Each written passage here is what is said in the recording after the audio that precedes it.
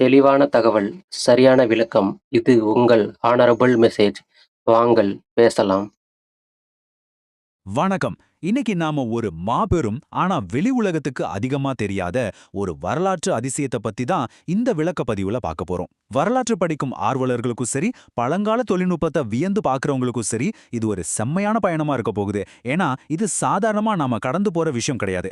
பல ஆயிரம் வருஷங்களுக்கு முன்னாடி நடந்த ஒரு அறிவியல் மற்றும் போர் முறையோட உச்சம். இதை தெரிஞ்சுக்க நீங்க ரெடியா? பூமராங் இந்த வார்த்தையை கேட்ட உடனே நமக்கு என்ன தோணும்? இது ஆஸ்திரேலியா பழங்குடியினரோட ஒரு ஸ்பெஷலான தனித்துவமான ஆயுதம்னு தானே நினைப்போம். ஆனா உண்மையிலேயே அது மட்டும் தானே விஷயம். இந்த உலகமே நம்பிட்டு இருக்கிற இந்த கருத்தை சுக்குநூறா உடைக்கிற ஒரு பெரிய வரலாற்று ஆதாரம் நம்ம கிட்ட இருக்கு. அதை கேட்டா நிஜமாவே நீங்க ஆச்சரியப்படுவீங்க.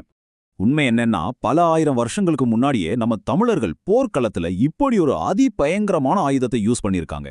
அது ஏதோ ஒரு முறை வீசி எறியப்படுற ஆயுதம் கிடையாது. வீசுனா திரும்ப நம்ம கைக்கே வர ஒரு அதிசய ஆயுதம். ஆஸ்திரேலியாவை தாண்டி அதுவும் நம்ம தமிழர்களோட போர்க்களத்துல இப்படி ஒரு டெக்னாலஜி இருந்திருக்குங்கிறது வெறும் கட்டுக்கதை கிடையாது, இதுதாங்க நிஜம். இது பலருக்கும் தெரியாத ஒரு மறைக்கப்பட்ட வரலாறு. நம்ம தமிழர்களோட பாரம்பரிய ஆயுதக்கலையில இதுக்கு பேரு வளைதடி அல்லது கட்டாரின்னு சொல்லுவாங்க. இது ஏதோ காட்டுல கிடைக்கிற சாதாரண மரக்கட்டையை எடுத்து வீசுறது கிடையாதுங்க. இலக்கை நோக்கி வீசுனா அது கரெக்டா எதிரிய தாக்கிட்டு திரும்பவும் வீசுனவரோட கைக்கே வரணும். அதுக்காகவே ரொம்ப ரொம்ப துல்லியமா கணக்கிடப்பட்டு செதுக்கப்பட்ட ஒரு பழங்கால போர் டெக்னாலஜி இது. இலக்கை அடிக்கிறதும் திரும்ப வர்றதும் ஒரு தனி கலை. இதுக்கு பின்னாடி இருக்கிற அந்த சீக்ரெட் என்ன தெரியுமா? அதுதான் ஏரோடைனாமிக்ஸ் அப்படின்னு சொல்லப்படுற காற்றின் இயக்கவியல், அப்புறம் இயற்பியல், அதாவது பிசிக்ஸ். கொஞ்சம் யோசிச்சு பாருங்க. காத்துல பறந்து போய் ஒரு பொருளை தாக்கிட்டு திரும்பவும் வந்த இடத்துக்கே ஒரு ஆயுதம் வரணும்னா அதோட வளைவு, எடை, வடிவம் எல்லாம் எவ்வளோ பெர்ஃபெக்டா இருக்கணும். இதை பண்ணுனது சாதாரண ஆட்கள் கிடையாது. அந்த காலத்தோட தலைசிறந்த பழங்கால இன்ஜினியர் செதுக்கிய அற்புதம் இது. சரி, இது எப்படி வேலை செய்யுதுன்னு ஸ்டெப் பை ஸ்டெப்பா பார்ப்போம். முதல்ல இதை யூஸ் பண்றவங்க காத்தோட திசையையும் ஈர்ப்பு விசையும், அதாவது கிராவிட்டியும் கரெக்டா கனெக்ட் பண்ணுவாங்க.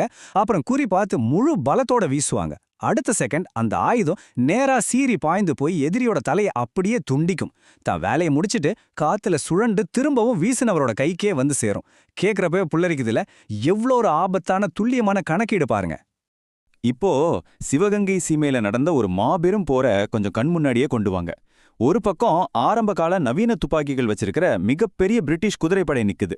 இன்னொரு பக்கம் ஆங்கிலேயர்களுக்கு எதிராக நம்ம தாய்மண்ணை காக்க மருது சகோதரர்களும் அவங்களோட படைகளும் இந்த அதிநவீன வளைதடி ஆயுதத்தோட நிக்கிறாங்க.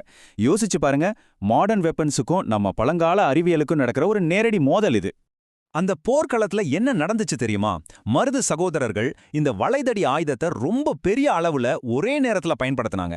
நூற்றுக்கணக்கான வளைதடிகள் காத்துல சீறி பாய்ந்து வந்துச்சு. எங்கிருந்து வருது, எப்படி அடிச்சுட்டு திரும்புதுன்னே தெரியாம பிரிட்டிஷ் படை அப்படியே மிரண்டு போயிட்டாங்க. கையில மாடர்ன் ஆயுதங்கள் இருந்தும் இந்த வளைதடியோட வேகத்துக்கும் அந்த ஏரோடைனமிக் அட்டாக்குக்கும் ஈடு கொடுக்க முடியாம ஒட்டுமொத்த பிரிட்டிஷ் படையுமே சிதறடிக்கப்பட்டுச்சு.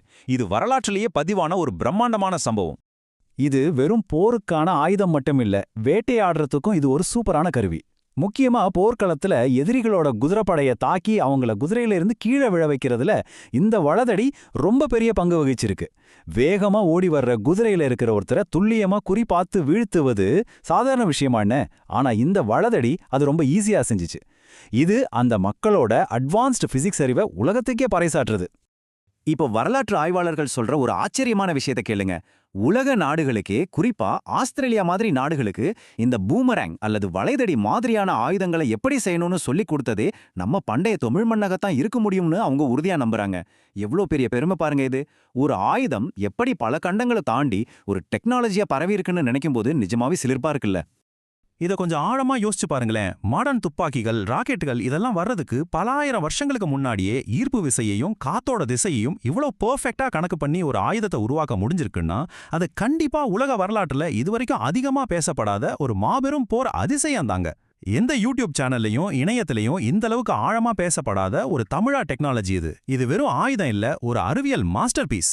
சோ கடைசியா உங்ககிட்ட நான் கேட்கிற ஒரு ஆழமான கேள்வி இதுதான். பண்டைய தமிழர்களோட இந்த வளைதடி டெக்னாலஜி அந்த காலத்து மாடர்ன் துப்பாக்கிகளை விட போர்க்களத்துல ரொம்ப தந்திரமான பவர்ஃபுல்லான ஒன்னா இருந்திருக்குமா?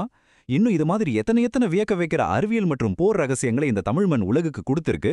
இதை பத்தி தொடர்ந்து தேடுங்க, சிந்திச்சு பாருங்க. ஏன்னா நம்ம கத்துக்க வேண்டிய வரலாறு இன்னும் எக்கச்சக்கமா இருக்கு. இந்த விளக்கப்பதிவு இதுவரைக்கும் கவனிச்சதுக்கு ரொம்ப நன்றி. கூடிய சீக்கிரம் இன்னொரு சுவாரஸ்யமான தலைப்புல சந்திப்போம். உங்கள் கருத்துக்களை கீழே பதிவிடுங்கள். மீண்டும் சந்திக்கலாம்.